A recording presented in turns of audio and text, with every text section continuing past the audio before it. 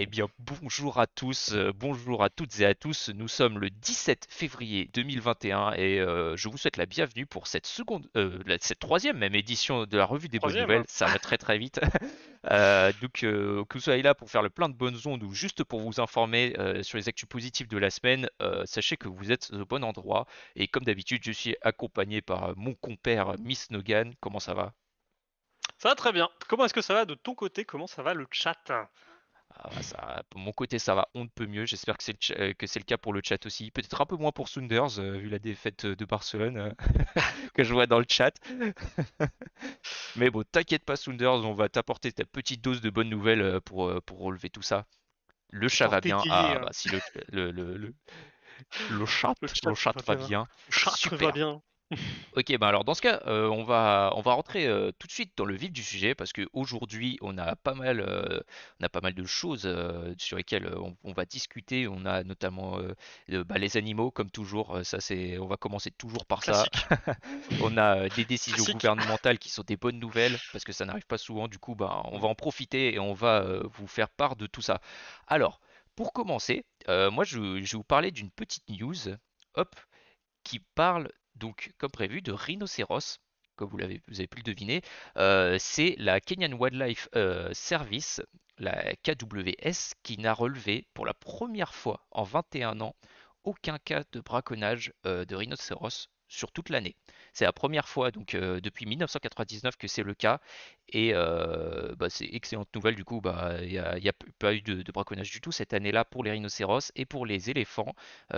Seulement 11 cas ont été relevés, soit une baisse de 97% depuis l'année 2013.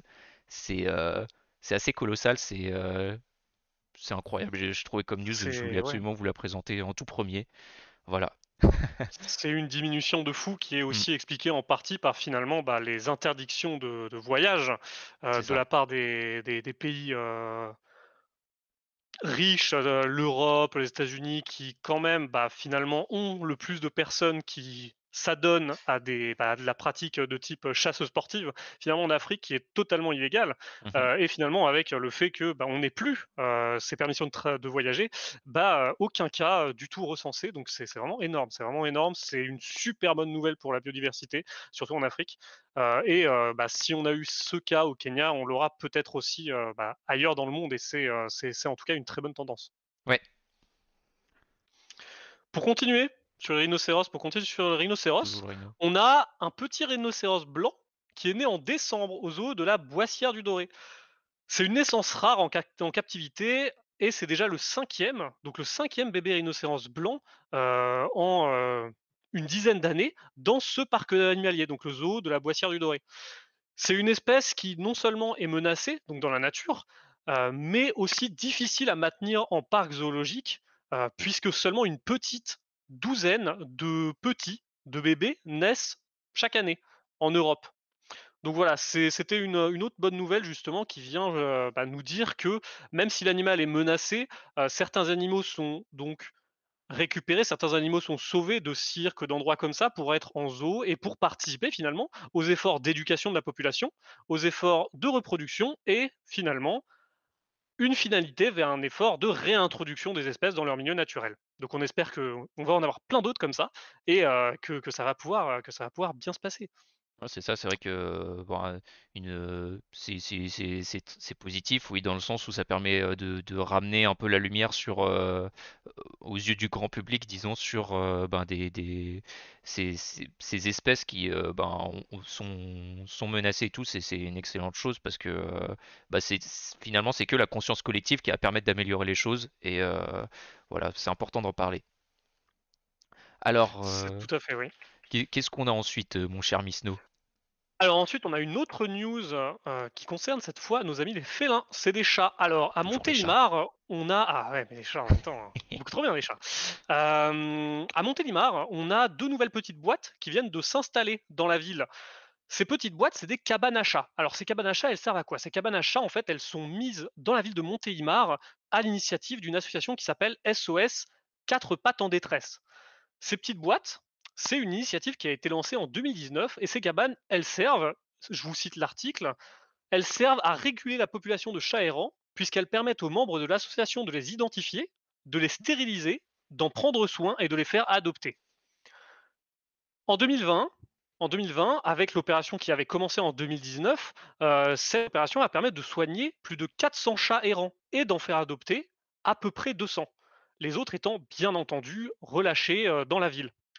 Donc voilà, une bonne nouvelle pour justement pouvoir réguler cette population, féline qui est une population qui, sans régulation, va croître exponentiellement dans une ville, mais Mhm. aussi pour faire en sorte, que les maladies que les chats pourraient, se refiler entre eux et nous refiler à nous les humains, ne pullulent pas trop et qu'on puisse surveiller un peu tout ça.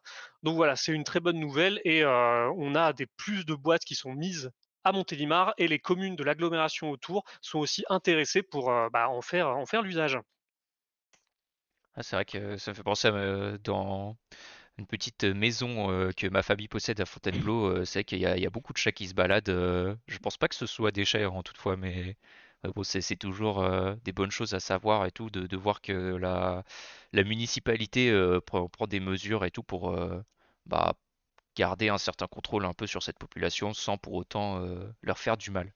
C'est une très bonne Tout à chose. fait, tout à fait. Et c'est aussi une bonne chose pour les félins qui finalement, on évite d'avoir une surpopulation, de félins qui va après, subir les affres de la surpopulation, c'est-à-dire manque de nourriture, les conflits territoriaux et cetera. Donc de toute Mhm. façon, c'est une bonne nouvelle pour un peu tout le monde sur cette initiative qui permet aussi l'adoption de petits animaux. Adoptions qui sont en explosion en ce moment grâce à cause du confinement, grâce au confinement. Prenez le terme que vous voulez, mais en tout cas les gens, maintenant qui sont confinés chez eux, ont plus, d'appétence pour prendre un animal de compagnie et voilà, c'est quelque chose en plus qui permet de sauver des animaux, c'est toujours appréciable. Mhm. Nouveau nouveau sujet? Un nouveau sujet. Ah, on a les petites émos de chat, on a les petites émos de chat, c'est beau. Prochain sujet, on est aussi sur quelque chose, une initiative citoyenne dans une ville française. Cette fois, on se situe à Amiens, où on vient d'installer des frigos partagés. Alors ce frigo partagé, la position est chelou, ta position. Tu nous diras ça. Ce frigo partagé, justement, il est là pour que les gens puissent, finalement déposer des aliments dans le frigo pendant la journée et qu'ils puissent être récupérés, par des gens dans le besoin. Justement pour pouvoir s'en sortir, pour avoir quelque chose à manger ou quelque chose en plus. On apprend que ce frigo, il est aussi beaucoup utilisé par les étudiants actuellement. On a déjà un peu parlé des étudiants la semaine dernière, donc là, on reboucle un peu sur le sujet où justement avec, la perte des petits jobs et cetera. Heu ah!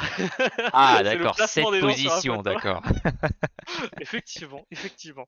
On apprend que le concept, il fonctionne déjà bien, il fonctionne déjà très bien avec une citation de la personne responsable qui nous dit que le matin, quand elle sort le frigo, il n'y a que des choux dedans et au cours de la journée, il y a des yaourts, du fromage, des boissons, des légumes bio, et tout part très, très vite. Donc voilà, on voit qu'il y a vraiment une solidarité, les gens mettent, les gens prennent, et ça peut aussi créer du lien social vu que les gens peuvent se retrouver autour. Voilà, c'est vraiment une initiative assez sympathique et on apprend déjà que la ville va être intéressée par remplacer d'autres, puisque ça marche très bien. Puisque ça marche très bien. Hop! Franchement, c'est ouais, c'est excellente initiative parce Mmh, que c'est vraiment du gagnant-gagnant finalement parce que nous, ça nous évite enfin, en tout cas ceux qui l'alimentent, ça évite de gaspiller en jetant juste ce qui va être périmé ou ce qu'ils n'ont pas l'occasion de consommer. Et, euh, et ouais, ça aide du coup d'autres personnes. C'est ça, c'est le frigo solidaire, ça porte bien son nom, c'est excellente nouvelle, ouais. c'est ça. Donc faut surtout pas hésiter aussi si vous êtes, inspiré par ce genre d'initiative, que ce soit les cabanes à chats, les frigos solidaires, aussi ceux dont on a parlé la semaine dernière, donc notamment avec, des boutiques, qui offraient des choses, comme les kebabs à Reims, et cetera.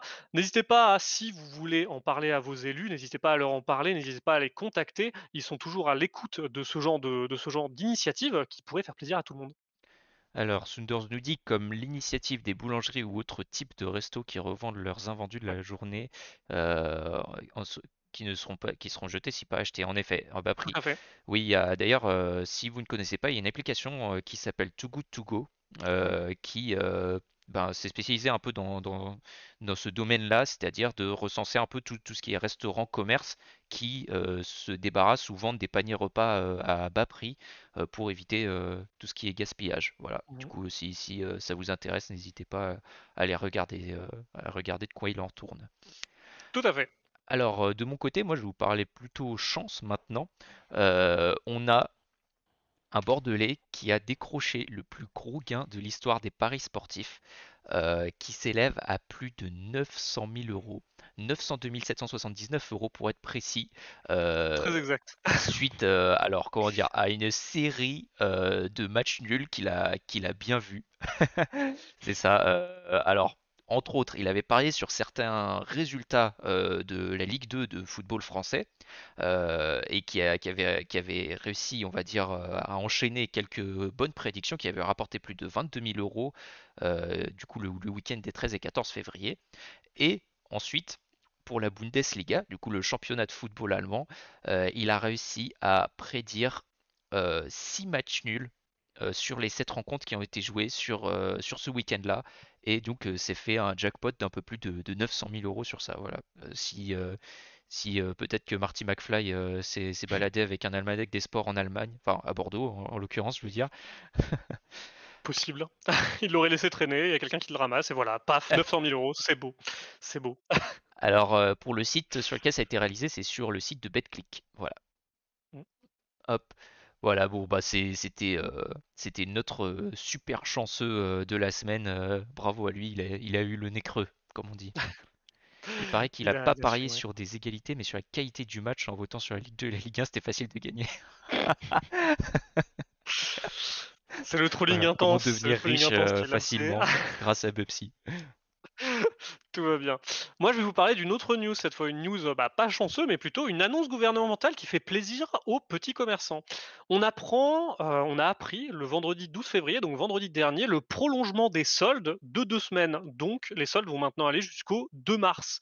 Ce coup de pouce, il est apprécié par les petits commerces puisque ça va leur permettre d'écouler leur stock pendant une plus grande période. Il faut savoir que justement, les stocks, c'est quelque chose qui coûte de l'argent. Donc, c'est bien de pouvoir laisser aux petits commerces le fait de pouvoir continuer les soldes et de faire en sorte qu'ils puissent écouler leur stock et vendre les invendus. Ah, Ah là, qui se réveille et qui voit la cam allumée. Ah, il y a Nono aussi. Bonjour Nono. ah bah Ouais, voilà, là, c'est la le, nouveauté de le la grand troisième reveal. édition du RBN. Voilà, il n'y a que ceux qui viennent qui le sauront Il y a parce que qu'on ceux l'a qui annoncé viennent qui nulle part, sauront. hein. Exactement, exactement. On l'a annoncé nulle part. Donc voilà. Il a mis sa cam, une cam Incroyable! de piètre qualité, mais quand même présente. Voilà, toujours. C'est parce qu'il veut le portrait. Ah non, Ah non, oui, non, bah ça oui, va, non, non, ça va, merci, voilà, non, non, voilà non. pour 10 000 points de chaîne Ça chez ira, hein. Cashew. Mmh, Voilà. mmh. Ouais, mais je les garde, hein, pas de souci.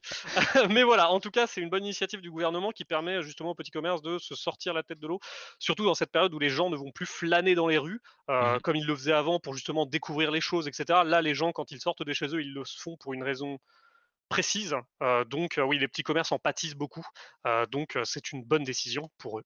Ouais. Alors, moi, pour enchaîner sur une autre décision gouvernementale, mais qui n'a pas lieu en France, qui a lieu en Chine.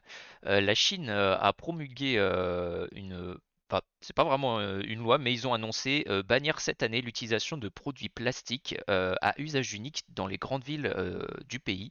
Donc, ces produits à usage unique, ça inclut notamment des pailles en plastique, les sacs, du polystyrène ou encore les couverts jetables. Donc le gouvernement souhaite en gros réduire de 30% l'utilisation du plastique sur 5 ans. Et il faut savoir qu'en termes de pollution, la Chine donc est un des pays qui pollue le plus au monde. Et c'est une excellente initiative qui a été prise par le gouvernement et qui a été déjà adoptée dans pas mal de pays aussi. Donc c'est très bonne addition, on va dire, à cette liste de bonnes actions à faire pour l'environnement. Mmh. Euh, Moi, je voulais un peu ouvrir la discussion sur ça. En fait, c'est que en France, ça a bougé pas mal, un petit peu nos habitudes par rapport au sac plastique. Je me souviens encore de la période Tout à fait. où mes parents, enfin par exemple, quand je vivais encore chez eux, ils avaient le sac à sac. Vous savez, c'est un sac Ah bah plastique oui. un peu plus gros où tout le monde met tous les sacs plastiques qu'on récupère en faisant nos courses, ce genre de choses. Et maintenant, moi, j'en ai pas. Voilà, tout simplement, Oui, j'ai juste tout à des fait. sacs réutilisables que j'emmène sous le coude à chaque fois que je pars faire mes courses. Euh, Il y a aussi un autre changement qui a été visible et que dont les gens se souviennent peut-être plus, c'est aussi dans les carrefours, par exemple dans les Cora, dans les grandes surfaces, aux caisses, on avait mais des montagnes et des montagnes de sacs plastiques sous le tapis, justement pour les prendre et pour remplir les sacs plastiques. Donc si vous vous en souvenez, bah, maintenant il y en a plus du tout. C'est vrai qu'il y a des actions qui ont été menées depuis un certain temps, Mhm. peut-être pas assez, mais au moins il y a des choses qui sont menées, justement pour aller dans ce sens-là. Donc c'est une très bonne décision du gouvernement chinois en tout cas, de prendre la décision qu'ils viennent de prendre sur les sacs plastiques, sur toute l'utilisation du plastique dans les grandes villes et avec à terme, sous je crois que c'était 5 ans, Oui, c'est ça. Oui. En gros, c'est sur 5 ans, en fait, ils veulent réduire, mmh, bannir tous ces usages de plastique à usage unique, donc dans quasiment tout le pays. En fait, le 2020 concernera uniquement les grandes villes. Bon, bah, Dieu sait quelle quantité de grandes villes il y a en Chine, c'est déjà une grosse avancée. Puis un peu plus de temps par rapport pour les villes à plus petite échelle. Voilà. une très bonne nouvelle. Je vais enchaîner. Je vais enchaîner sur la prochaine news. La prochaine news qui est que l'aide de 900 € accordée aux travailleurs précaires est prolongée jusqu'à fin mai. Je maîtrise pas complètement, donc je vais vous citer l'article de France Bleu qui nous le dit. La ministre du Travail, Elisabeth Borne, a annoncé ce lundi 15 février, donc lundi vraiment il y a 2 jours, que l'aide de 900 € accordée aux travailleurs précaires dans le cadre de la crise économique liée à l'épidémie de coronavirus va être prolongée jusqu'à fin mai. Cette aide, elle est pour le moment versée à plus de 400 000 personnes. Cela concerne surtout les secteurs de la restauration, de l'événementiel, les saisonniers et les demandeurs d'emploi. Cette loi et en tout cas cette aide, elle concerne ceux qui ont travaillé plus de 60 du temps en 2019 et n'ont pas pu travailler suffisamment en 2020 pour recharger leurs droits au chômage à cause de la pandémie. Donc voilà, c'est une bonne décision de la part du gouvernement. Comme d'habitude, on peut se demander s'ils auraient pu en faire plus, mais au moins c'est un pas dans le bon sens. Exactement. On espère juste que ça va ouvrir la porte à encore plus de bonnes nouvelles dans ce sens-là, en effet. Tout à fait. Alors, moi, maintenant, j'aimerais basculer un peu dans une catégorie plus orientée santé. Euh, c'est pas une news, on va dire, ponctuelle, mais plutôt une belle progression sur ces dernières années. C'est que le taux de mortalité de la malaria, ou en français on appelle ça aussi le paludisme, là c'est la même maladie, voilà pour ceux qui ne savaient pas, a baissé de près de 60%. La mortalité de cette maladie a baissé de près de 60% au cours des 20 dernières années. C'est du coup excellente, on va dire, nouvelle et excellente progression.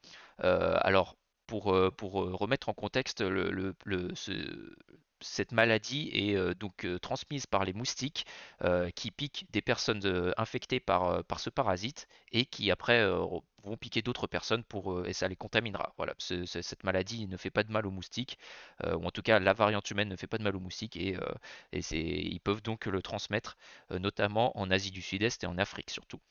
Mmh. C'est un parasite qui s'attaque notamment du coup aux globules rouges du sang, qui les colonise et les détruisent. Donc voilà, on va dire pas très agréable comme situation, mais bon, faut savoir du coup que en termes de santé, donc la mortalité, on apprend de mieux en mieux à contrer cette maladie et à la prévenir aussi.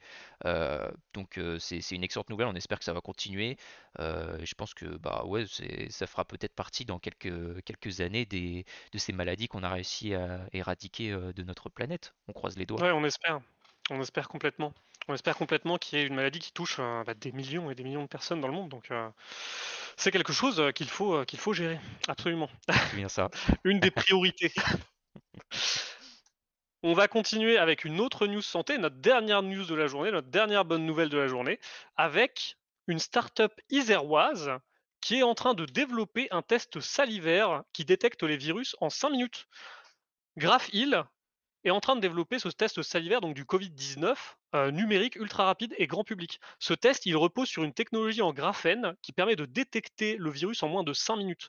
Le signal est capturé électroniquement au sein du capteur et donne un résultat sécurisé qui est transférable sur un tag RFID. Alors les tags RFID, c'est ces petits bouts de plastique, tout ce que vous pouvez voir sur les antivols par exemple dans les magasins. Voilà, vous avez de la techno RFID là-dedans. Donc on peut avoir le résultat du Covid, vous claquez une étiquette sur le front et voilà, t'es bon, t'es pas bon, c'est pas mal. Donc voilà, un test salivaire en moins de 5 minutes, c'est génial. On apprend que le développement il est au stade de prototype et qu'un essai clinique sur 60 volontaires va être conduit par l'Institut de virologie du CHU de Grenoble à la fin du mois. Ce test devrait durer 2 mois et si les résultats sont concluants, il devra passer à une étude sur une plus grande population pour valider les résultats. Le prix du vente de ce test serait de 10 euros. On espère qu'il sera remboursé par la sécu. On espère évidemment que ça va marcher parce que là, ça révolutionnerait complètement le fait les les quick tests en France surtout, Mhm. vu qu'on sait que le gouvernement français est très réticent à utiliser des solutions de santé qui viennent d'autres pays. Donc au moins, bon, faute de mieux, on aura quelque chose. Donc on espère. Et Sunders, effectivement, c'est mieux qu'un test. Oui, c'est vrai, c'est tout à fait vrai, hein, voilà, Bah, on après, apprécie. voilà, c'est chacun a ses préférences de test, j'ai envie de dire. Chacun ses goûts. On ne juge pas, On ne justement, on est juge dans pas, on ne l'acceptation juge de pas. tous. Voilà, voilà. Même Tout à si. fait.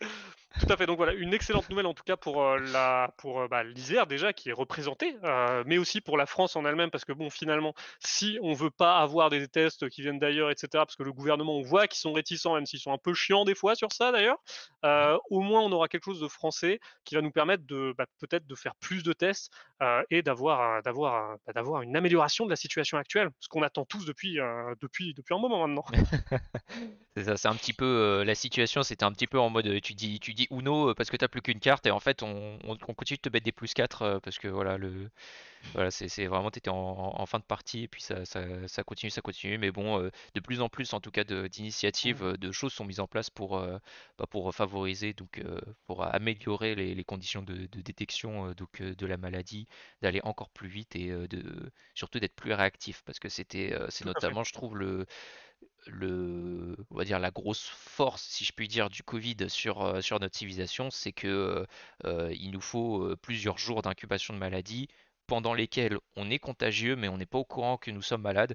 Et c'est comme ça d'ailleurs que ça s'est diffusé à cette vitesse, hein. Tout Donc à fait. tant mieux Tout à si on fait. peut détecter ça de plus en plus vite, on peut réagir de plus en plus vite et donc contrecarrer la progression du Covid ou de la Covid, pardon. Un moyen plus rapide de détecter le virus, même si moins efficace que Naval. Et effectivement, au moins ça nous donne quelque chose de supplémentaire, surtout pour un petit test comme ça, salivaire de 5 minutes, voilà. C'est plutôt bien et c'est quelque chose qui peut accélérer le processus. Donc c'est pas mal, c'est Mm. pas mal. À voir maintenant les tests, avoir les résultats, avoir le pourcentage de fiabilité et finalement tout cet écosystème plutôt santé qui va se développer autour. Mais en tout cas, on espère qu'ils vont réussir, on espère qu'ils vont faire rendre la France fière avec leur startup. Et on va voir si leur produit tient la route sur le long terme. Sur ce, Molly, je te propose qu'on conclue pour en tout cas la partie YouTube de la Eh vidéo. oui, évidemment. Euh, donc sur ce, c'est la fin de notre émission. Si vous êtes sur Twitch, ne partez pas de suite. Si vous êtes sur YouTube, merci d'avoir regardé notre émission et on espère que celle-ci vous a plu, que les news vous ont plu.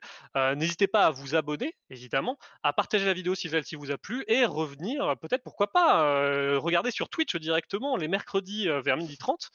Sur ce, on vous souhaite une très bonne journée et on vous dit à bientôt. On vous embrasse très très fort. Ciao. Bye.